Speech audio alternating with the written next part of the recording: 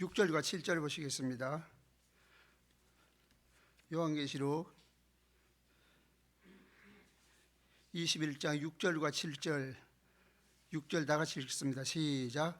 또 내게 말씀하시되 나는 알파와 오메가요 처음 내가 생명수 생자에게 값없이 주리니 이기는 자는 이것들을 상속으로 받으리라. 나는 그의 하나님이 되고 그는 내 되리라. 아멘. 파워포인트 44번요. 지난주에 먼저 했던 말씀 한 5분간 복습하겠습니다.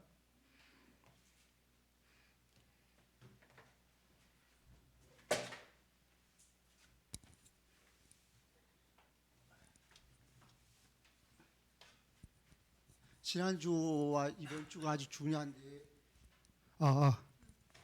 이게 안 나오는 것 같으네요.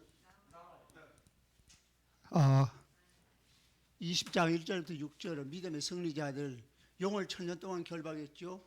결박한 것은 바로 예수님의 십자가의 승리를 의미하는 것인데, 천년 동안 결박된 그 기간 동안 만국을 미워하지 못하게 한다. 만국을 미워하지 못하게 한다는 것은 동시적으로 교회를 전면적으로 박해하지 못하게 한다는 뜻입니다. 그 다음에 이제 1절부터 6절은 승리자들의 믿음 4절에 보여주고, 그들은 순교하고 짐승의 표를 받지 않는 자들, 이들이 사실은 모든 성도들을 대표하는 표현입니다. 순교자라는 것은 실제적으로 순교를 한 자도 순교자고 잠재적 순교자, 그러할 상황이 오면 순교할 수 있는 그런 사람, 그러니까 모든 성도들이죠. 순교자라는 것은 신실한 성도들, 구원받은 성도들을 특징 지우는 표현입니다. 그리고 나머지 죽은 자는 살지 못한다. 거듭날 기회가 없다는 것이고, 거듭난 자의 영광을 보여주는데, 6절에서 제사장이 되어 왕권에 참여함. 제사장이 된다는 게 중요합니다. 제사장의 역할을 감당할 때에 왕권에 참여하는 것이다. 다시 말하면 사명을 감당하고 복음을 전가하는 것이 하나님의 왕노릇 하는 것이다 하는 겁니다. 그 다음요, 이것을 이제 사탄이 결박된 기간을 천년이라고 했는데, 결박된 시점은 언제냐 하면 초림이라고 봐야 됩니다. 초림이라고 봐야 되는데, 그러면 천년 동안 결박됐다고 하는 것은 초림부터 재림 기간 동안 결박됐다는 것이고, 이때의 성도들은 왕노릇을 합니다. 이때 다시는 만국을 동시에 미워하지 못하게 하는 목적으로 결박을 한 거예요. 그러면 이 기간 동안은 동시에 만국을 미워하지 못한다는 것은 사탄이 온 세상을 동시적으로 장악해가지고 교회를 전면적으로 박해하는 그런 일을 못하게 한다. 왜? 그때는 이미 예수님 초림부터는 땅끝까지 복음을 전파하는 기간, 택한 백성들이 모두 돌아올 수 있는 기간이죠. 그래서 천년이라는 것은 실제적인 기간이 아니고 상징적인 표현입니다. 천이라는 숫자는 충분한 기간, 그래서 무슨 충분한 기간이냐 하면은 택한 백성이 모두 돌아올 수 있는 충분한 기간, 복음 전파 초림부터 재림까지를 상징적으로 천년이라 했습니다. 택한 백성이 모두 돌아올 기간인데, 이때 성도들은 제사장이 되어 왕노릇 하지요. 제사장이 된다는 말은 복음 전파, 복음을 전함으로 왕노릇에 참여한다는 것입니다. 그 다음요, 7절부터 10절은 주께서 사랑하시는 교회를 보여줍니다. 사탄이 옥에서 놓였다고 하는 것은 재림 직전에 택한 백성들이 모두 돌아온 시점, 재림 직전에 잠깐 놓이는데, 택한 백성이 모두 돌아온 시점에 사탄이 잠깐 놓여가지고 만국을 미혹합니다. 그래가지고 만국을 미혹한다는 말은 불신자들을 모두 사탄이 미혹해가지고 교회를 박해하도록 한다는 거죠. 그래서 성도들이 사랑하시는 성, 다시 말하면 사랑받는 교회를 이제 박해하기 시작하는데, 이때 박해할 즈음에 하늘에서 불이 내려와가지고 박해자를 태워다. 하늘에 불이 내려왔다는 말은 예수님 재림을 통한 불심판을 통해가지고 박해자들이 심판을 받았다는 거예요. 마귀가 불못에 던져졌다 하는 것을 보여줍니다. 넘어가세요. 11절부터 15절은 생명책의 핵심입니다. 보좌에 앉으신 이가 예수님이신데, 그분이 죽은 자들 보좌 앞에 나와서 심판을 받는데 생명책이 있다고 그랬어요. 그래서 책은 두 가지 책입니다. 행위를 기록한 책, 생명책. 생명책에 기록된 성도들이고, 모든 사람들은 행위를 기록한 책에 따라 그 행위를 따라 심판을 받습니다.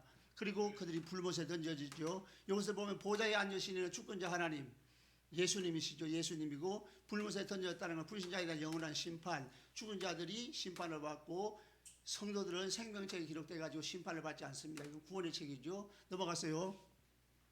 예, 오늘은 20일 지난주에 새하늘과 새 땅을 하다가 시간이 다 돼 가지고 중단했는데 21장 1절에 보면은 내가 새하늘과 새 땅을 보니 처음 하늘과 처음 땅이 없어졌고, 새하늘과 새 땅은 실제하는 천국, 실제로 존재하는 천국, 실제하는 천국입니다. 새하늘과 새 땅은. 새하늘과 새 땅이란 말이 요한계시록에서 여기 한번 나오고 다시는 안 나와요. 왜 그런가 하면은 새하늘과 새 땅은 진짜 천국이거든요. 진짜 천국은 너무너무 영광스러워서 사람의 말로서 표현할 길이 없어요. 너무너무 아름답기 때문에 그걸 표현할 단어가 없는 겁니다. 단어가 없어요. 그래서 요한이 성도들에게 천국을 어느 정도는 설명할 수 있도록 하기 위하여 천국을 모형화해가지고, 모형화해서 형상화해가지고 상징적으로 표현된 천국을 보여줬는데, 그것이 새 예루살렘 성입니다. 그래서 새 예루살렘 성은 교회 공동체도 아니고 또 천국에 새 예루살렘 성이 있다는 것도 아닙니다. 다 같이 새하늘과 새 땅은 진짜 천국이고 새 예루살렘은 모형 천국이다. 모형 천국은 새하늘과 새 땅은 너무 아름답기 때문에 말로 설명할 단어가 없기 때문에 어느 정도는 성도들이 이해할 수 있도록 형상화시켜서, 모형화, 형상화해서 상징적으로 표현해가지고 보여준 천국이에요. 근데 그것이 상징적으로 보여줬어도 예를 들면 100m, 200m가 아니고, 가로 세로가 100m, 200m, 1km, 2km도 아니고 12,000 스타디온이에요. 가로 세로 높이가 12,000 스타디온이라고 하면 2220km, 우리 서울에서부터 필리핀까지 갈 거리, 가로 세로 높이. 근데 실제로 천국 같으면 높이가 필요 없는 거죠. 천국에 높이가 왜 필요하겠어요? 이게 모형이니까 그런 거예요. 모형, 뭐 형상화했기 때문에 가로 세로 높이가 필요한 거예요. 그러면 그 가로 세로 높이가 12,000 스타디온이면 2220km면은 높이도 2220km인데, 새 예루살렘 성이 어떤 사람들은 새 하늘과 새 땅에 내려왔다고 착각을 하는 거예요. 많은 신학자들이, 아주 공부를 많이 하는 신학 박사들이 이걸 착각을 합니다. 나 그게 신기해. 왜 그런 것이 그렇게 가려워졌을까? 요한 앞에 내려온 것입니다. 환상을 보는 요한 앞에 내려온, 새 하늘과 새 땅에 내려온 게 아니고 요한 앞에 내려와. 요한 앞에 내려왔다는 증거가 2장 21장 10절입니다. 지난주에 보았죠. 성령으로 나를 데리고 크고 높은 산으로 올라가 하나님께로부터 하늘에서 내려온 거룩한 성 예루살렘을 보이니 그랬잖아요. 그러니까 크고 높은 산으로 올라가는 거, 왜 요한을 높은 산으로 데리고 올라갔어요? 새 예루살렘 성을 관찰해가지고 기록해서 성도들에게 알려주려고. 그럼 관찰을 하려면은 2220km보다 더 높은 산으로 올라가야죠. 여기서 필리핀까지 거리보다 더 높은 산으로.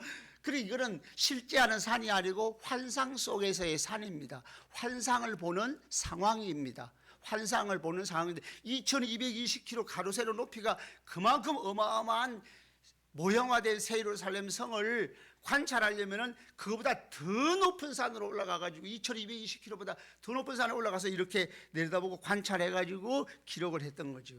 그러니까 새 예루살렘 성은 우리가 주의할 건 뭐냐 하면은, 여러분들이 집에 가서 혹시 성경 읽을 때 이게 새 하늘과 새 땅에 내려왔는, 말하자면은 천국에 예루살렘 성이 있다는 말도 아니고, 어떤 사람은 새 예루살렘이 새 하늘과 새 땅에 내려왔다고 생각해가지고, 그것이 2절에 보면 신부가 남편을 위하여 단장한 것 같이 아름다우니까 새 예루살렘은 교회 공동체라고 착각을 합니다. 그래서 이 세상이 변화돼 가지고 저 부활한 성도들이, 나중에 예수님 재림 후에 부활한 성도들이 이 세상에 와가지고 산다는 거예요.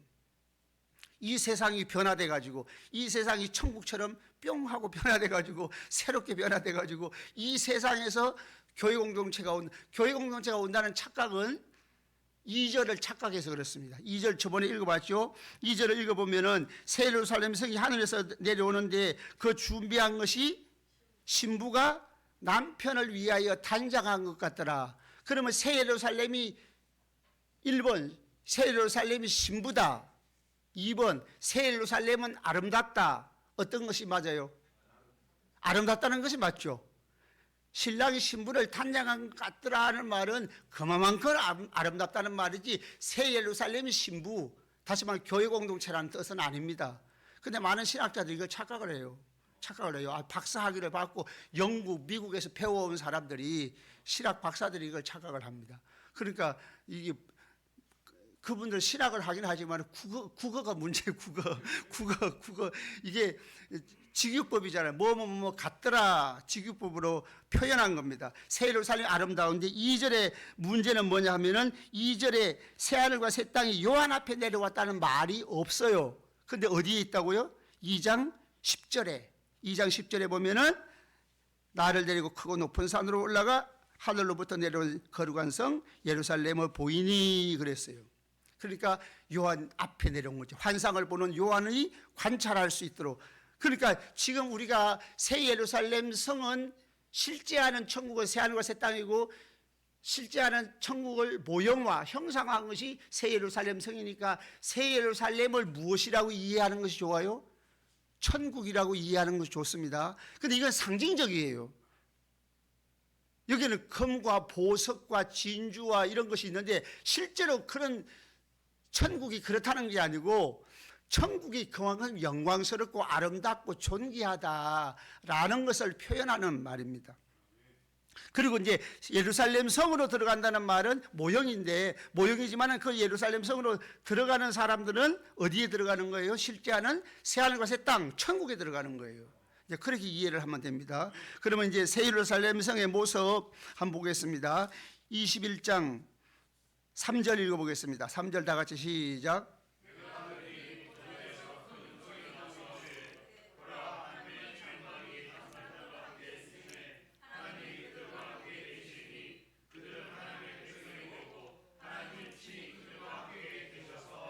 예, 천국은 그 새 예루살렘, 아까 얘기한 대로 이거 중요하니까 또 말씀을 드리는데, 새하늘과 새 땅은 실제로 존재하는 천국, 새 예루살렘 성은, 새하늘과 새 땅은 실제로 존재하는 천국인데 다시 안 나와요.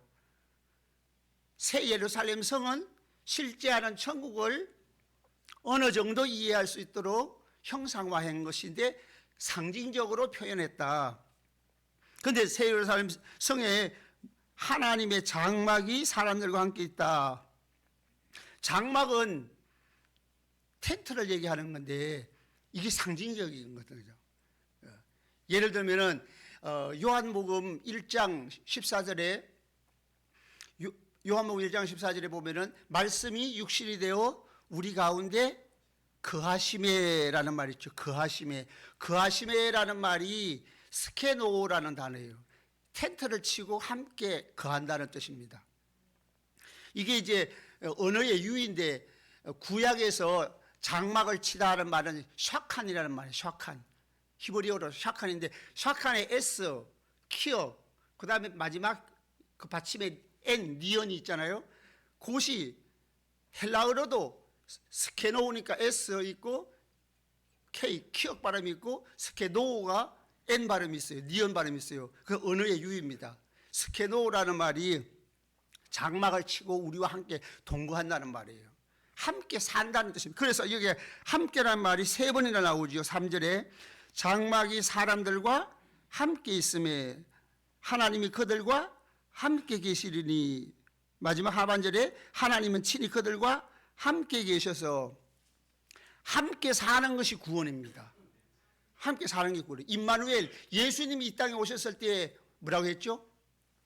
예수님을 별명이 임마누엘, 하나님이 우리와 함께 계시다. 하나님이 에덴 동산에서 함께 살았어요. 죄를 지은 인간이 인간이 죄를 지으니까 하나님께서 에덴에서 내쫓았습니다. 함께 못 살게 됐죠. 근데 하나님이 마음이 그 창조 언약을 지키시려고 하나님께서 불쌍히 여겨가지고 사람을 선택하는데 아브라함, 이삭, 야곱의 아들 그 12아들의 그 이스라엘 백성들을 창조하시고 그 다음에 이제 그들과 더불어 언약을 맺잖아요. 그래가지고 성소를 지어라 그랬어요. 성소를 지으라 했는데 출애굽기 25장에 보면 내가 그들과 함께 거할 성소. 그 성소는 하나님이 동거한다는 의미가 있어요. 그게 구원입니다. 하나님이 성소에 이스라엘 백성들과 함께 있는 성소에 하나님이 임재하시면 하나님과 성도들이 하나님의 백성이 함께 사는 것, 이게 구원입니다. 근데 그걸 실제로 이룬 것이 예수님이 이 땅에 오심으로 하나님이 우리와 동거하게 된 거예요. 근데 예수님은 떠나셨잖아요. 근데 예수님이 다른 보혜사를 보내주셔서 성령으로 우리와 함께 사시죠. 다 같이 함께 사는 것이 구원이다. 함께 사는 게 구원. 이 땅에서도 성령으로 우리와 함께 사시고 그 다음에 영원토록 천국에서 텐트를 치고 사는 그건 하나의 이미지입니다. 그러니까 장막을 치신다, 우리와 함께 계신다는 말은 영원토록 우리를 구원해 주셔서 동거하신다. 성도들과 하나님의 백성과 하나님이 동거하는 것이 구원이에요. 구원은 무엇으로 받죠? 믿음으로 구원받아요. 믿음이 뭐죠? 하나님과 함께 사는 것. 우리 권사님이 100점이에요. 하나님과 함께 사는 게 구원입니다. 믿음이에요. 믿음은 원래 믿음이라는 피스티스라는 말이 헬라어 그 말이 산스크리트의 비히드라는 말에서 왔어요. 비히드라는 말은 연합한다, 동여맨다 이런 뜻이에요. 연합해가지고 동여매니까 완전히 떨어지지 않고 결속되어 있는 거죠. 여기서 믿음이라는 단어가 온 거예요. 그래서 믿음은 하나님과 하나가 돼가지고 연합되어서 성령으로 동여매가지고 더 이상 떨어지지 않게 하는 거. 그러니까 하나님과 함께 사는 게 믿음입니다. 이 땅에서 함께 사는 자가 영원히 함께 삽니다. 그걸 뒤집어서 말하면은 이 땅에서 함께 살지 못하면은 영원히 함께 못 살아요. 왜? 믿음으로 구원받아요. 믿음이 뭐라고요? 하나님과 함께 사는 것. 요한복음 1장 12절에 영접하는 자, 곧 그 이름을 믿는 자. 그 믿는다는 말은 뭐라고요? 예수님을 영접해가지고 예수님 모시고 함께 사는 게 그게 믿음이에요. 그게 믿음. 그렇게 이 땅에서 함께 살면 영원히 함께 살고 이 땅에서 예수님과 함께 살지 않는 사람은 영원히 함께 못 사는 거예요. 쉽죠? 신학이 쉬운 겁니다. 재밌어요. 아주. 그 다음에 이제 천국에서 함께 사는 거. 그 다음에 그러면 성도들에게 어떤 일들이 일어날까요? 4절 읽어보겠습니다. 4절 시작.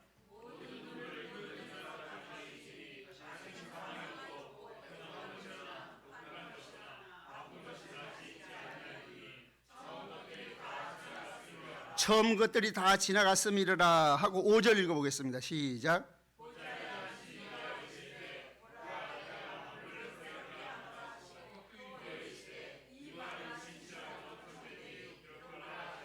예, 4절에 보면 모든 눈물을 그 눈에서 닦아주시고 이 세상에서 있던 것이 천국에는 없어요. 뭐가 없어요? 사망, 애통, 곡하는 것, 아픈 것이 있지 않다.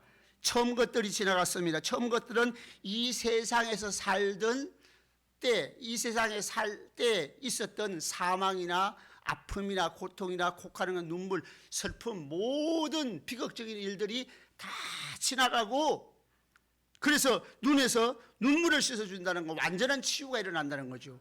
영육간의 치유, 육신적으로도 완전한 치유, 영적으로도 완전한 치유. 우리 마음이 상했던 것도 다 치유해 주시는 거죠. 누구로부터 예수를 믿는 신앙생활을 하면서 믿음을 지키다가 들었던 억울한 소리, 억울한 일, 누명 덮으신 거 다 하나님이 위로해 주시고 육신적으로, 영적으로, 정신적으로 온전한 치유가 일어난다는 말이 눈물을 그 눈에서 닦아주신다는 뜻에 포함된 말입니다.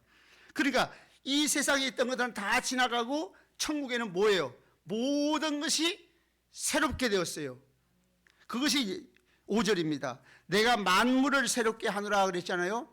근데 이거는 헬라어 원어를 보면은 내가 모든 것을 새롭게 하노라라는 말이에요. 모든 것을 새롭게 한다는 뜻이에요. 21장 5절에 만물을 새롭게 한다는 카이나, 포이오, 판타, 이 말은 무슨 말이냐면 새롭게 한다, 모든 것을 새롭게 한다, 그런 말이에요. 내가 모든 것을 새롭게 한다. 그런데 번역하기를 만물을 새롭게 한다고 번역했는데 헬라 원뜻은 본래 판타가 모든 것이 본래의 의미예요. 모든 것을 새롭게 한다. 그래서 그 박사학위 논문을 쓰는 박윤성 합성초의 박윤성 박사는 그 논문 책으로 펴냈는데 그 요한계시록을 어떻게 가르칠까 649쪽에 보면 21장 5절에 만물을 모든 것이라고 번역해야 된다 이렇게 했습니다. 그 김세윤 교수가 추천하는 것인데 내가 만물을 새롭게 한다는 본래의 뜻은 내가 모든 것을 새롭게 한다. 그 모든 것을 새롭게 한다는 말은 그 앞에 있는 4절과 연결시키면은 4절에는 옛날 것, 이 세상에 있을 때 있었던 아픔과 죽음과 고통과 눈물과 슬픔과 그 모든 건 다 지나가고 천국에는 모든 것이 새롭게 되었다라는 뜻이에요. 그리고 이제 6절을 읽어보겠습니다. 6절 시작.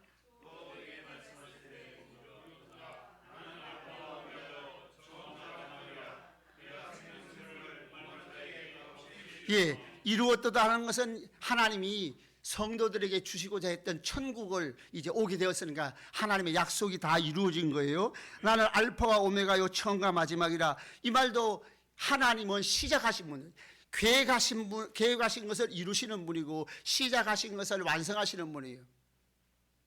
하나님의 약속하신 것을 성취하시는 분이에요. 그래서 알파와 오메가라는 시작과 마침이 있기 때문에 그것이 이루어졌다. 하나님의 약속이 완전히 이루어진 상태의 영원한 천국의 모습을 말해주고 있습니다. 그리고 생명수 샘물을 목마른 자에게 값없이 준다 이렇게 말했습니다. 생명수 샘물은 요한복음 4장에도 보면 요한복음 4장 10절 14절에 보면은 그 생수가 나오죠.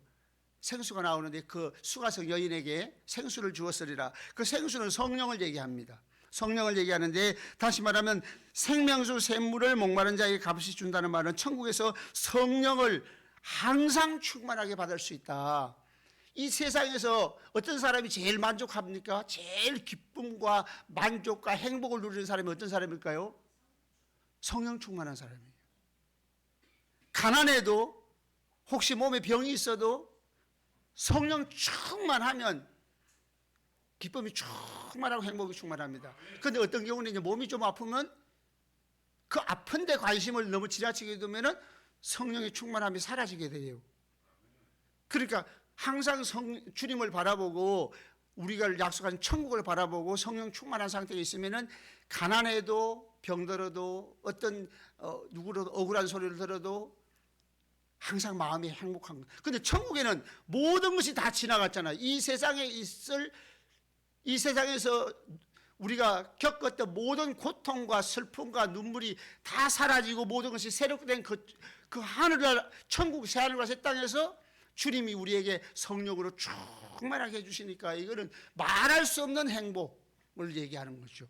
그 다음에 또 한 가지는 생명수 샘물은 목마른 자에게 값없이 준다는 말은 목마르다는 말은 갈증을 느낀다는 말이잖아요. 갈증은 결핍입니다. 결핍. 공부하는 사람들이 왜 공부하죠? 지식에 목말라서 공부하는 거예요.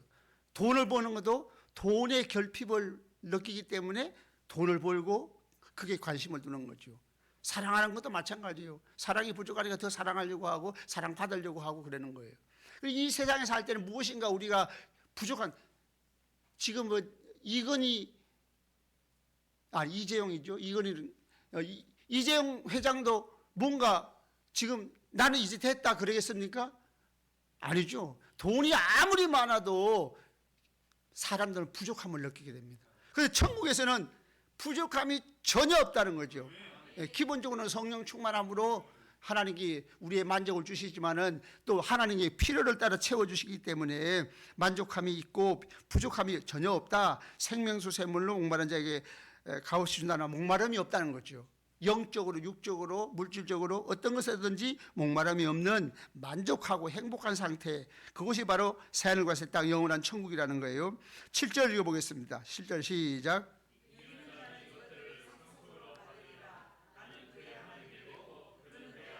예, 이와 같이 3절, 4절, 5절, 6절에서 나오는 이와 같은 축복들, 새하늘과 새 땅, 새 예루살렘에서 있을 그 영광스러움, 그 무한한 행복, 그 행복을 누릴 자가 누구예요? 이기는 자입니다. 이기는 자가, 우리 이기는 자 하면 뭐가 생각이 나요?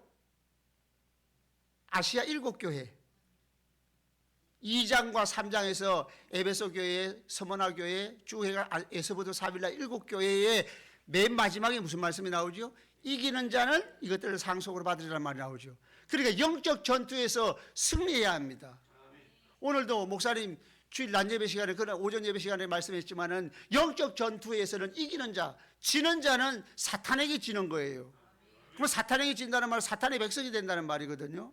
그러니까 이기는 자, 영적으로 믿음으로 승리하는 자, 믿음으로 승리하는 자가 이것을 유업으로 받는다, 상속으로 받는다는 건 유업으로 받는다는 말이에요. 그래서 하반절에 보면 나는 그의 하나님이 되고 그는 내 아들이 되리라. 이건 구약에서 전형적인 언약 공식입니다. 언약 공식이에요. 말하자면 하나님께서 나는 그의 하나님이 되고, 하나님이 우리의 하나님 노릇 해준다는 말은 우리 아버지 노릇, 보호자 노릇을 해준다는 말이에요. 필요한 것을 공급해 주시는 분이에요. 그는 내 아들이 되리라. 딸이 된다는 말은 없어요. 그래서 찬송 부를 때 그 복음송에 너는 내 아들이라 뒤에 가서 너는 내 딸이라 그랬는데 그거 잘못 부르는 거예요. 내 딸이라는 말은 하면 안 되는 거예요. 천국에는 모두 하나님의 아들입니다. 남자 여자가 구별이 없어요. 하나님의 아들이라는 말은 상속자라는 뜻이 있어요. 우리는 모두는 남자나 여자나 그리스도의 신부잖아요. 남자도 그리스도의 신부예요. 그 말은 예수님의 지극한 사랑을 받는, 예수님과 연합된 자라는 뜻이에요. 또 우리가 하나님의 아들입니다. 남자와 같은 표현으로 우리 남자나 여자는 모두 하나님의 아들입니다. 하나님의 아들이라는 표현이 뭐라고요? 상속자라는 뜻이에요. 하나님 나라의 상속자라는 뜻이. 그래서 우리는 모두 하나님의, 그래서 찬양 부를 때 너는 내 아들이라, 두 번째 내 딸이라는 말을 하는 게 아니에요. 그걸 고쳐서 부르는 거예요. 예. 그거 다 아들입니다. 다 하나님 나라의 상속자라는 뜻이. 이런 개념이 없으니까 이거 복음성가를 고쳐가지고 부르는 거죠. 그 여자들이 섭섭해 할까봐. 그거 신학의 부재입니다. 신학의 부재. 예. 그 다음에 이제 8절에는 이제 하나님 나라 천국에 새하늘과 새 땅에 못 들어갈 자, 불못에 던져질 자를 말하고 있습니다. 두려워하는 자, 믿지 않는 자, 흉악한 자, 살인자, 음행자, 점술가, 우상숭배, 거짓말하는 자들은 불과 유황으로 타는 못에 던져진다 그랬습니다. 자, 이걸 구조로 한번 보겠습니다.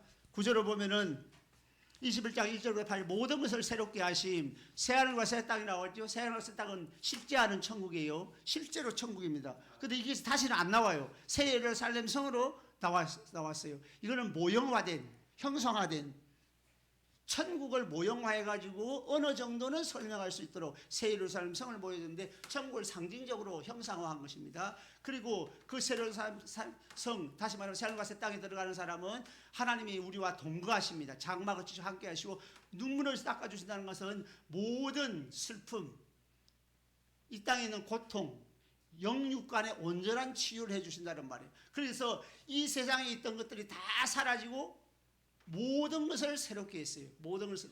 그러면서 주님이 다 약속한 것을 다 이루었다 말씀하시고 생명수 샘물로 값없이 준다. 이 말은 갈증을 면하게 해준다. 갈증이 없어요. 천국에는 부족함이 없다는 말이에요. 그리고 또 기본적으로는 성령으로 충만하게 해주시겠다는 말이에요. 그리고 이기는 자, 믿음의 승리자는 이거를 상속으로 받게 된다. 그리고 믿지 않는 자는 불못에 들어간다는 말이에요. 그래서 이걸 구조로 보면은 새하늘과 새 땅 천국이고요. 또 이건 반대적 의미로 천국과 불못입니다. 새 예루살렘 성은 천국을 상징적으로 형상화했어요. 그래서 이기는 자는 이것을 언약의 복을 누리게 되죠. 눈물을 닦아 구원, 영생, 행복, 마찬가지로 구원, 영생, 행복입니다. 그리고 모든 것을 새롭게 하는 것이 천국이다. 자, 43번 띄워주세요. 43번.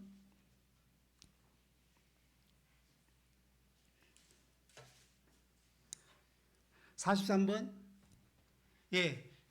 43번은 20장 1절부터 22장 8절 전체를 우리 20장 1절 그 천년 사탄을 결박했는 20장 1절부터 시작해가지고 방금 21장 8절까지를 한 단락으로, 큰 단락으로 보는 거죠. 큰 단락으로 봐가지고 요거를 전체를 보게 되면은 사탄이 천년 동안 결박된 그 기간 동안에 성도들은 천년 동안 왕노릇하게 된다. 왕노릇한다는 말은 무슨 말이에요?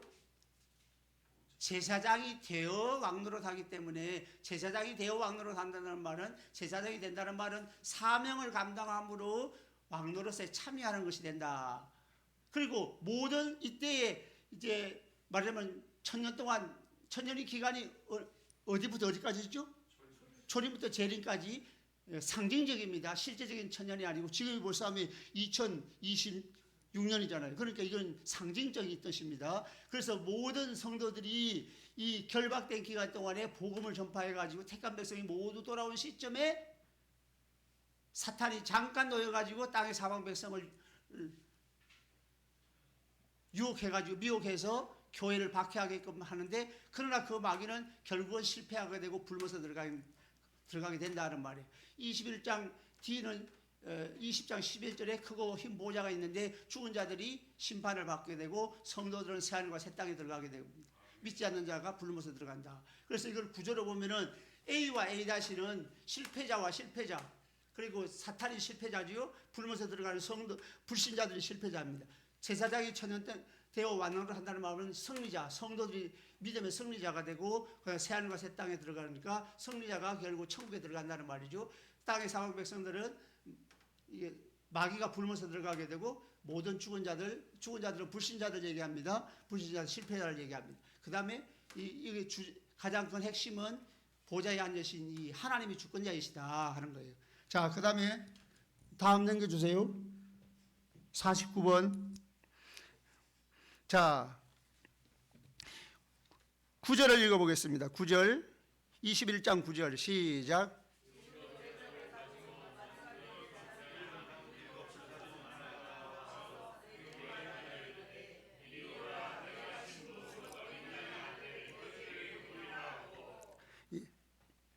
누구를 보여준다고 해요?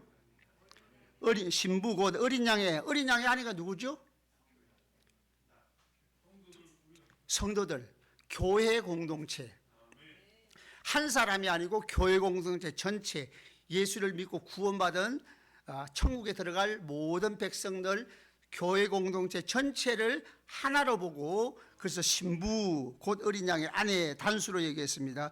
그런데 어린 양의 아내를 보여준다고 하면 성도들을 보여줘야 돼. 천국 가는 성도들을 보여줘야 되는데, 천국 가는 성도들을 보여준다고 해놓고 먼저 보여준 것은 성도들이 살아갈 천국을 먼저 보여준 거예요. 그들이 살아갈 곳을 먼저 보여줬어요. 그러면 21장 9절에 신부 곧 어린 양의 아내를 내게 보이리라 했는데, 신부 곧 어린 양의 아내는 언제 보여주는가 하면은 24절에 가서야 보여줘요. 24절 보면은 만국이 그 빛 가운데로 다니고 땅의 왕들이 자기 영광을 가지고 그리로 들어가리라. 여기 만국과 땅의 왕들은 성도들을 말합니다. 그러니까 21장 9절에서 신부 곧 어린 양의 아내를 보여준다고 했는데, 실제로 보여준 것은 24절에 가서 보여줬어요. 이것을 신학자들도 착각을 합니다. 어떻게 착각을 하는가 하면 10절에 보면은 나를 데리고 크고 높은 산으로 올라가 하나님께로부터 내려 하늘에서 내려온 거룩한 성 예루살렘을 보이니, 신부를 보여준다고 해놓고 무엇을 보여줬어요? 예루살렘 성을 보여줬죠. 그러니까 신부가 예루살렘 성이다, 이렇게 이해하는 사람이 있어요. 이거는 1차원적인 접근 방법입니다. 그래서 전체가 예루살렘 성은 천국을 형상화해 놓은 것이기 때문에 성도들을, 신부 곧 어린 양의 아내 성도들을 보여준다고 해놓고 먼저 보여준 것은 성도들이 살아갈 천국을 먼저 보여줬다, 이렇게 이해하면 됩니다. 그리고 이제 그 천국에 들어가는 성도들을 24절에 가서 보여주는 거예요. 그러면 천국은 어떤 모양입니까? 11절 읽어보겠습니다. 11절 시작.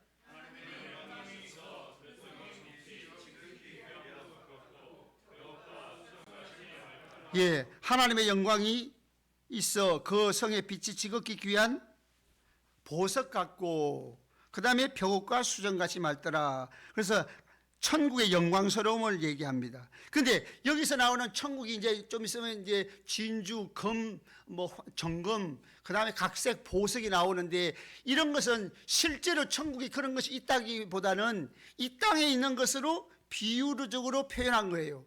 이 땅에 있는 것은 이 땅에 있는 아름다운 것으로 귀한 것으로 표현한 거예요. 그리고 여기서 벽옥과 수정같이 맑더라. 벽옥은 4장 3절에도 나오는데 하나님의 모습을 벽옥으로 표현했어요. 하나님은 거룩하신 분이에요. 그리고 벽옥은 거룩함을 얘기합니다. 수정같이 맑더라. 이 말도 거룩함을 얘기해요. 죄가 없다는 것이죠. 맑다, 투명하다는 거예요. 그러니까 천국은 영광스러움이 가득하고 거룩함이 가득한 곳이다.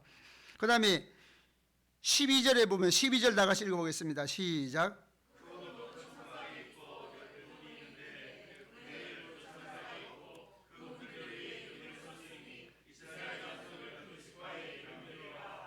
예, 천국에는 문이 12개밖에 없어요. 몇 개? 그런데 한번 생각해 봐요. 이거를 실제 있는 성이라고 하면 만약에 새하늘과 새 땅 천국에 진짜 예루살렘 성 같은 성이 있다고 하면은 2220km가 되는데 문이 12개밖에 없어요. 그러니까 동서남북 3개씩 얼마나 답답하겠어요. 그러니까 이건 상징이라는 거죠. 상징이에요.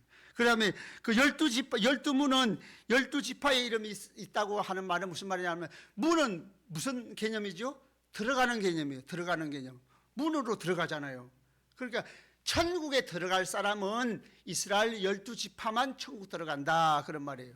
그럼 성도들은요? 성도들이 12지파다. 성도들은 갈라디아서 3장에 보면은 우리는 아브라함의 자손이라고 그랬어요.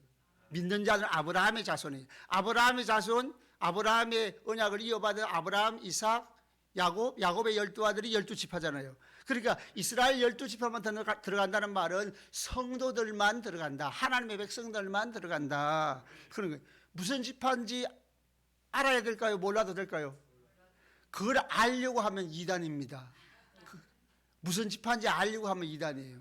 그냥 우리는 12지파에 속해 있고 아브라함의 후손이다. 아브라함의 후손이고 12지파에 속해 있는 하나님의 백성이다. 이스라엘이다. 그렇게 이해하면 되는 거예요. 그래서 12지파의 이름들이 있다. 그러니까 하나님의 백성만 천국에 들어간다는 개념이에요. 그 다음에 13절에 보면은 동서남북에 세 문씩 있어요. 문이 동서남북, 그러니까 가로세로니까 성이 가로세로 12000 스타디오니까 가로세로 동서남북에 문이 3개씩이다. 동일하게 있다는 말은 차별 없이 구원하신다는 뜻입니다. 동에도 셋, 서에도 셋, 남북 각각 셋이라는 말은 차별이 없다는 말이에요. 다시 말하면 천국 들어가는데 인종의 차별이 없고 빈부귀천, 남녀노소 차이가 없어요. 천국에 들어가는데 지식이 많아야 되는 거 필요 없어요.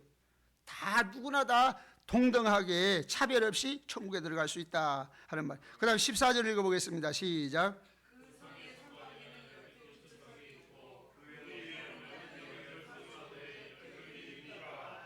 어떤 사람은 이렇게 얘기합니다. 문이 12문인데 12지파의 이름이 있고 성곽은 12기초석이 있는데 12사도의 이름이 있어서 구약의 12지파, 신약의 12사도의 대표라고 이렇게 하는데 그게 아니에요. 그게 아닌 거예요. 왜냐하면 문이 24개는 아니잖아요. 문은 12개예요. 문이 24개가 아니에요. 그러니까 구약 12지파, 신약 12사도 그게 아닙니다.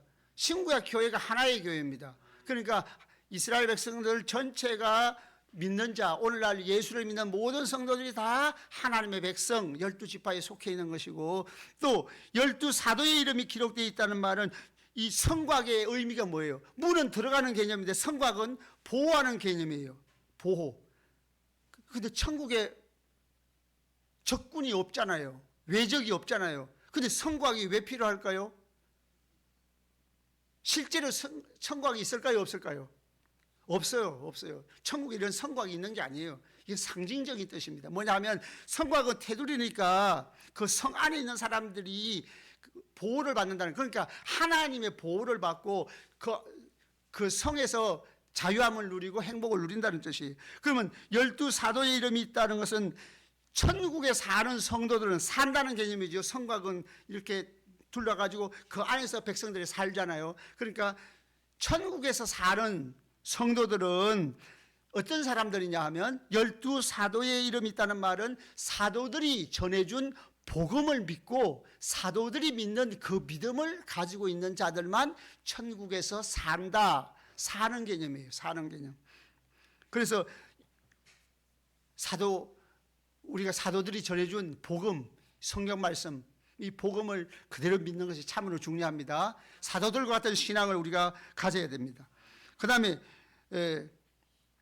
16절에 보면은 성이 네모가 반듯하다 그랬어요. 네모가 반듯하다는 말은 지성소라는 뜻이에요. 구약에서 지성소는 가로 세로 높이가 20규빗입니다. 근데 천국에도 12,000 스타디온, 높이도 12,000 스타디온 정육면체예요. 그러면 천국은 지성소와 같은 곳이다. 지성소라는 말은 무슨 말이에요? 하나님의 임재가 가득한 곳이다 라는 뜻이에요. 그 다음에 16절 하반절에 보면은 12,000 스타디온이요. 네모가 만든 12,000 스타디온이라는 말은 12,000 스타디온은 3 곱하기 4, 3, 4, 12죠. 곱하기 1000이에요. 1000은 충만하다는 말이고 3은 성부, 성자, 성령 삼위일체 하나님이 온 세상에서 불러 모으신 성도들이 살기에 조금도 부족하지 않은 곳이다 라는 뜻입니다. 그 다음에 144규빗, 성곽을 청량하니 144규빗이라는 말은 그 12문의 의미와 12성곽의 의미가 합하여졌다고 볼 수 있습니다. 그 다음에 18절 읽어보겠습니다. 18절 시작.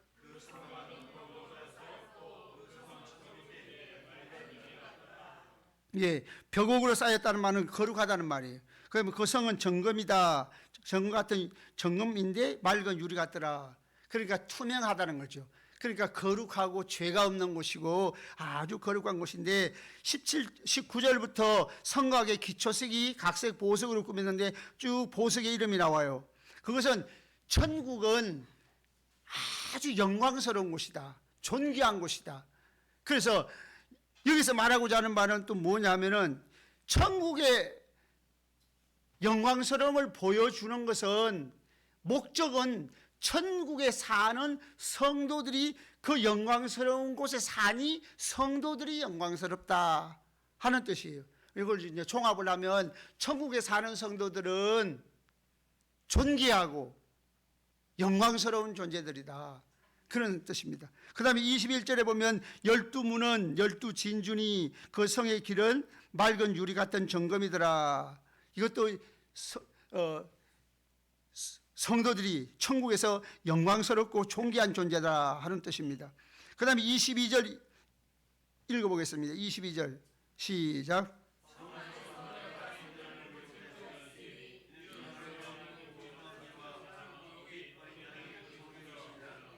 천국에는 뭐가 없다고 그래요?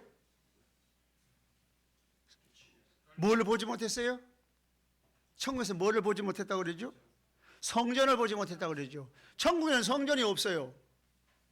왜냐하면 성전의 기능이 완성되었기 때문에 성전이 필요 없는 거예요. 성전의 기능은 여러 가지로 표현할 수 있지만은 제가 볼 때는 크게 두 가지입니다. 성전의 기능은 첫 번째로는 성전 이스라엘 백성들이 죄를 지으면은 재물을 가지고 어디로 와요? 성전으로 나오죠. 성전을 짓기 전에는 회막으로 나오죠. 그래서 그들이 성전에서 제사를 지내므로 죄인이 하나님과 화목하게 되는 것이 성전의 역할입니다. 두 번째 성전의 역할은 다 같이 동거하는 거. 하나님과 이스라엘 백성들이 동거하는 거예요. 그래서 구약에서 아까 읽으려고 그랬는데 제가 못 읽었지만은 한번 읽어보겠습니다. 출애굽기 25장을 보시겠습니다. 출애굽기 25장 8절. 예루살렘 성전을 짓기 전에 이스라엘 백성들은 애굽에서 나올 때 하나님이 뭐를 지으라고 그랬어요? 성소 회막을 지어라 그랬죠. 자, 25장 출애굽기 25장 8절 다 같이 읽어봅니다. 시작.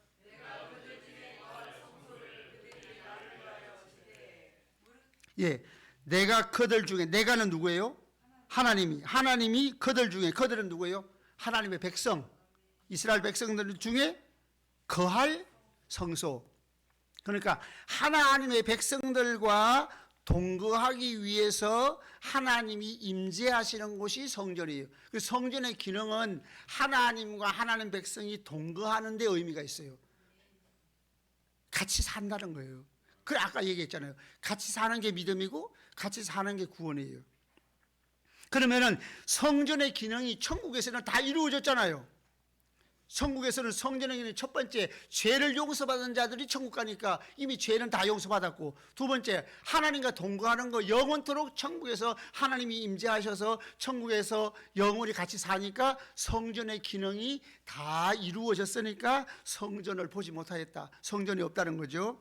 그 다음에 23절에도 이제 하나님의 영광이 비친다는 말이에요. 그러면 그 성전에는 누가 들어갈까요? 성전에 들어가는 주인공, 아까 21장 9절에서 하반절에 내가 신부 곧 어린 양의 아내를 네게 보이리라 9절에서 말했는데, 그 어린 양의 아내가 지금 보여지는 거예요. 24절 다 같이 읽어보겠습니다. 시작.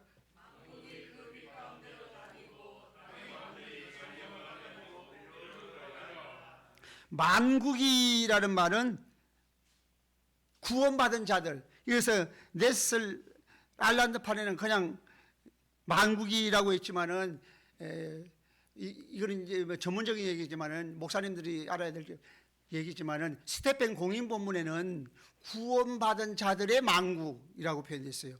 킹 제임스 버전에도, 킹 제임스 나중에 나온 거 말고 처음에 번역했던 킹 제임스 버전에 보면은 구원받은 자들의 민족들, 만국이라고 그랬어요. 그러니까 구원받은 자들의 만국, 그 만국이라는 말이 나오면 요한계시록에서는 세 가지 의미가 있어요. 그 문맥에 따라서 이걸 의미를 규정해야 됩니다. 첫 번째 만국은 다 같이 불신자, 이방 나라 불신자를 표현할 때 만국이라는 표현을 해요.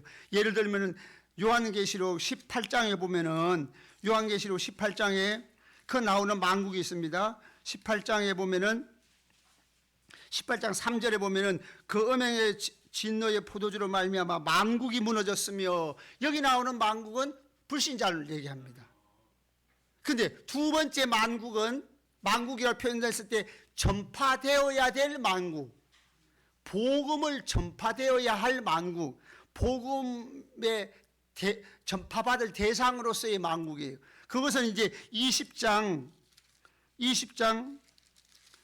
3절 20장 3절에 보면은 무정에게 던져 넣어가지고 장군대 천년 동안 차도록 다시는 만국을 미혹하지 못하게 했다. 이 만국은 복음을 전파해야 되기 때문에, 그 만국은 불신자이긴 하지만 그 중에 누가 있어요? 택한 백성들이 있는 거예요. 아직까지 예수 안 믿는 택한 백성들이 불신자 가운데 있기 때문에 복음이 전파되어야 될 만국이에요. 우리가 잘 아는 마태복음 28장 18절에서 20절까지 보면은, 너희는 가서 무엇으로? 모든 족속으로, 모든 민족으로, 그게 모든 만국으로입니다. 에뜨네라는 말이 똑같아요. 너희는 가서 모든 만국으로 제자를 삼으라. 그 만국은 무슨 만국이에요? 복음이 전파되어야 할 만국. 왜? 만국에는 불신자가 있는데 그 가운데는 택한 백성들도 섞여 있기 때문에 이제 복음이 전파되어야 될 만국이에요. 그 다음에 세 번째 만국은 돌아온 만국. 첫 번째 만국은 무슨 만국이라고요? 불신자를 의미하는 만국인데, 세 번째는 만국에서 예수를 믿은 자들을 만국이라고 표현해요. 만국에서 예수를 믿은 자들, 그러니까 구원받은 자들을 만국이라고 표현하는데, 오늘 본문이 바로 그 본문이에요. 오늘 본문 말고도 있어요. 15장에 보면은 15장 4절을 한번 봅시다. 요건 요렇게 해놓고 15장 4절 하반절 읽어보겠습니다. 하반절, 거룩하시니이다 주의 의로우신, 거기부터 시작. 만국이 와서 주께 경배하리.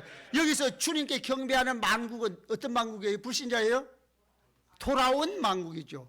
만국에서 예수를 믿은 자들, 그들을 만국이라고. 그러니까 요한계시록의 모든 성경이 마찬가지입니다.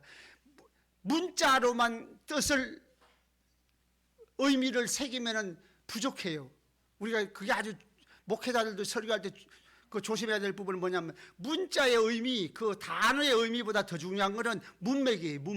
문맥 속에서 보면은 불신자를 의미할 때도 있고, 복음이 전파되어야 할 대상자로서 만국이 있고, 세상에서 예수를 믿은 자들을 만국이라고 표현할 때가 있더라. 그럼 오늘 본문에도 마찬가지입니다. 다시 계시록 21장 24절에 와가지고 만국이 그 빛 가운데로 다니며 라는 말도 돌아온 만국이에요. 예수를 믿고 죄사함 받은, 하나님께로 돌아온 구원받은 자들의 만국이 천국의 빛 가운데로, 그 영광스러운 하나님의 빛 가운데로 다니고, 땅의 왕들이 자기 영광을, 땅의 왕들은 누굴까요? 성도들입니다. 땅의 왕들도 성도들이고, 다 같이 만국도 성도들이고, 땅의 왕들도 성도들이다. 땅의 왕들은 누구냐 하면은 사명을 다한 자를 이렇게 표현한 거예요. 그럼 땅의 왕들은 어떻게 왕노릇을 했죠? 복음을 전함으로, 사명을 다함으로 왕노릇을 한 거예요. 그러니까 이게 이중적 표현입니다. 각각 만국과 땅의 왕들이 다른 사람이 아니에요. 다시 말하면 만국은 일반 구원받은 자들, 땅의 왕들은 더 존귀한 자들 아니에요. 똑같은 자들이에요. 다 구원받은 자들은 이중적 표현이에요. 그래서 제가 하나님의 부르심은 이중적이다. 구원으로의 부르심, 사명으로의 부르심. 하나님이 구원을 주실 때는 동시에 사명도 주셨다. 사명 없는 성도는 단 한 명도 없다. 구원받은 자들은 다 사명을 다한 자들이고, 그들이 믿음의 승리자들이다 하는 거예요. 그러니까 동시적입니다.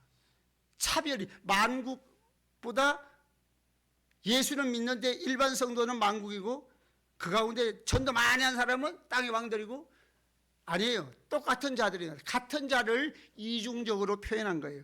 그래서 만국이 그 빛 가운데 다니고, 땅의 왕들이 자기 영광을 가지고 거리로 들어가요. 거리는 어디예요? 천국. 지금 새 예루살렘에 들어가는데, 이건 상징적인 표현이니까 실제적으로는 어디 들어가는 자들?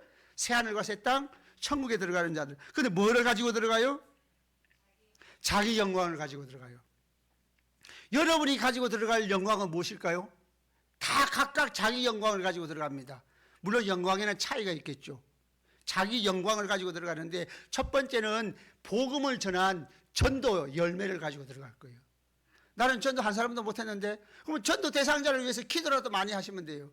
전도 용품을 위해서 헌금하고, 전도 용품 사는데 물건을 만들어도 되고, 그 물건을 또 이렇게 그 준비식 하는데 해도 되고, 기도로 전도 대상자를 위해 기도해도 되고, 말로 전도 못하면 그냥 전도지만 나눠주기만 해도 되고, 나눠주러 다닐 수는 없잖아요. 집사람이 다닐 수 없잖아요. 그때 기도만 하면 됩니다.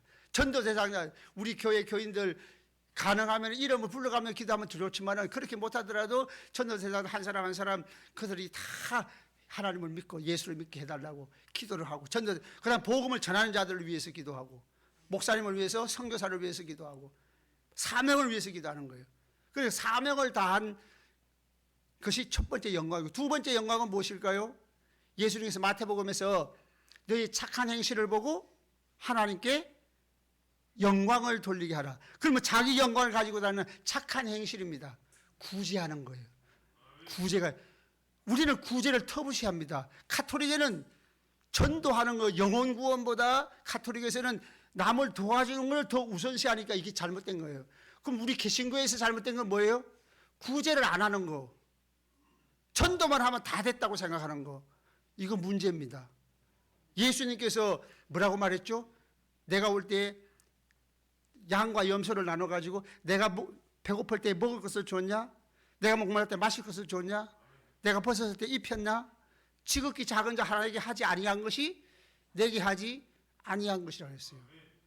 구제해야 합니다. 사랑해야 돼요. 그래서 10분의 11조는 하나님 앞에 11조를 10분의 10이 다 하나님. 어떤 사람은 11조를 드림으로 10분의 9는 내 것이다 이렇게 생각하는데, 그렇게 가르치는 목사님들도 있었어요. 옛날에 부흥 강사들이 하나님이 10분의 9를 달라 하지 않고 10분의 1만 달라고 10분의 9는 네 맘대로 써라 했는데 왜 11조를 안 하냐 그랬는데, 그거 잘못된 설교입니다. 10분의 9도, 다 10분의 9도 하나님의 것이다. 우리는 청직이다. 관리자입니다. 관리자. 11조를 하나님께 드리는 것은 10분의 10이 다 하나님의 것입니다 하는 신앙 고백으로서 드리고, 10분의 9도 하나님의 뜻대로 관리하는 관리자입니다. 그 관리하는 것 속에 이웃을 사랑하라는 거예요. 물론 다른 헌금도 있지만, 주일 헌금도 있고 다른 헌금도 있지만 10분의 9를 이웃 사랑의 실천의 도구로 10분의 9를 써야 돼요. 그럼 1차적인 이웃은 누구예요? 가족이죠. 남편과 아내와 자녀와 부모, 1차적인 이웃이니까 물론 가족을 위해서 써야 돼요. 그 다음에 교회 성도들 2차적으로 가족이에요. 그 다음에 안 믿는 자들까지, 아니면 저 아프리카 혹은 전쟁터에 있는 사람들까지. 여러분이 주님 앞에 가실 때 핑계하지 못합니다. 왜? 성경에 나와 있어요. 성경을 읽으면 그 나와 있어요. 그래서 저는, 제가 그전에도 얘기했잖아요. 저는 4군데를 돕는데 지금 교회 헌금하는 거 말고라도 유니버스, 굿네이버스, 유니세프하고 굿네이버스, 그 다음에 국경 없는 의사회, 옥스팜, 이렇게 4군데를 매달 보내거든요. 제 생활도 어려워요. 사실은 반찬을 거의 안 해 먹어요. 김치 하나만 먹고, 된장 있으면 된장 하나만 먹고 해도 그렇게, 왜냐하면 주님 앞에 서서 할 말이 없을 것 같아서 그렇게 하는 거예요. 아는 사람은 도와주면 사람의 얼굴이 나잖아요. 그래서 사람이 얼굴이 나니까 아는 사람 도와주는 것보다는 교회 헌금해가 교회 이름으로 구제하게 하면 교회가 영광이 되고 하나님의 영광을 받으시고, 또 개인적인 삶에서도 우리 직장이나 동네에서나 구제하는 일을 힘써야 됩니다. 예, 그게 천국에 가지고 들어갈 자기 영광이에요. 세 번째는 뭘까요? 별로 큰 일도 안 했어요. 뭐 선교를 한 것도 별로 없고 구제를 한 것도 별로 없는데 믿음을 지킨 거. 예수님께서 산상수훈에서 예수님의 이름으로 너희를 욕하고 박해하고 핍박할 때 너희들이 기뻐하고 즐거워하라고 그랬죠. 그러니까 얘가 신앙을 지킴으로, 믿음을 지킴으로 욕을 얻어먹든지 고통을 당하든지 하더라도 내가 끝까지 믿음 지킨 것도 자기 상급인 줄 믿습니다. 끝까지 믿음 지키고, 세상과 타협하지 말고, 돈과 타협하지 말고, 물질과 재물과 부귀영화와 타협하지 말고 순결하게 믿음을 지키는 것. 다른 사람이 욕을 하든 비웃든 말든 믿음을 지키는 것, 이게 자기 영광이. 천국에 들어갈 자기 영광은 제가 볼 때 복음을, 사명을 다하는 선교가 첫 번째가 될 것이고, 그 다음에 착한 일을 한 것, 세 번째는 믿음을 지키는 것, 그것도 자기 영광이 될 것입니다. 예. 그 다음에 성문들을, 25절에 보면 성문들을 도무지 닫지 않는다고 말했어요. 그 말은 항상 주님을 배울 수 있다. 천국에서는 항상 여러분이 예수님을 배울 수 있다는 거죠. 제한 없이. 26절 보면은 사람들이 만국의 영광과 종교를 가지고 그리로 들어가겠고, 그 다음에 마지막 27절 읽어보겠습니다. 다 같이 시작.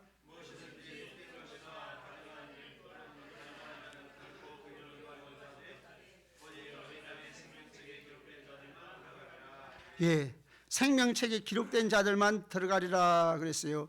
여기서 생명책에 기록된 자들인데, 이 생명책에 기록됐다는 말은 20장에도 나와 있죠. 20장 15절에 보면은 누구든지 생명책에 기록되지 못한 자는 불못에 던져지리라. 그런데 이 생명책은 어떤 사람이 이름을 기록한 거죠? 다 같이 예수님을 믿는 사람. 어떤 사람이 나를 믿습니다 하면은 무엇을 믿느냐고 물어보세요. 예수님이 나를 위해서 십자가에 죽으셔서 내 죄값을 담당했다고 믿어야 합니다. 그래서 다 같이 생명책은 어린 양의 생명책이다. 오늘 본문에 보면은 27절에 하반절에 보면은 오직 어린 양의 생명책에 기록된 자들. 그 생명책은 그냥 생명책이 아니고 어린 양의 생명책이에요. 예수님을 믿는 사람, 예수님을 막연하게 좋은 분이라고 믿지 않고 예수님이 하나님의 아들이신데 이 땅에 구주로 오셔서, 구세주로 오셔서 내가 당할 모든 죄값을 대신 지고 십자가에서 죽으셔서 나는 모든 죄를 용서받았습니다 라고 고백하고 믿는 사람의 이름이 기록되어 있는 겁니다. 여러분 다 생명책에 기록된 줄로 믿습니다. 네,